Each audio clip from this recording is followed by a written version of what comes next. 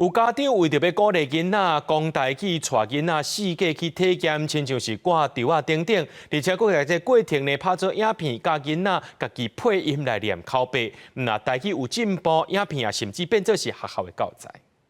明明教授是受到世界敬重，国际法官位，嘛互人尊称做台独教父。互囡仔配音用台语讲彭明明教授的故事，为着要互囡仔了解建设民主台湾的先驱，有台语家庭的父母用心做影片，互囡仔了解台湾人的故事。不过家庭表示，虽然囡仔即马台语讲甲真煞拍，其实因过有捌不爱讲台语的情形。教台语会考试，伊感觉有压力。要教伊就怎么讲？我不爱讲台语，我不爱讲台语。就是看到迄文化部有一个专案，会去就是拍影片，参大家介绍台湾的一款物件，带囡仔去了后，大家甲学落，伊就感觉有自信。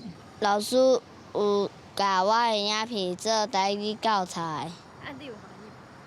影片后来变做学校台语课的教材，在一家伙仔经营的频道台湾有啥物？除了讲台湾故事，嘛通看到世界体验各地物产的过程。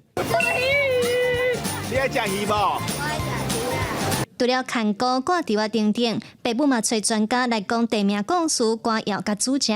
这影片的卡本是阿母写互囡仔看，一句一句教甲配音。囡仔除了台语有进步，亲子互动嘛愈来愈侪。台湾每一个所在拢有伊的地名的故事，为什么这个所在是种这款种植叫这个地名？阮就请小峰老师来教阮解密。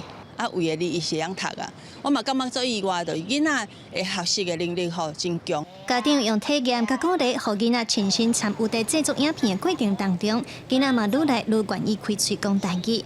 家长嘛希望透过这寡影片，鼓舞其他的台语家庭做伙用台语来发现愈侪台湾的故事。记者卢尚珠、林福凯台北报道。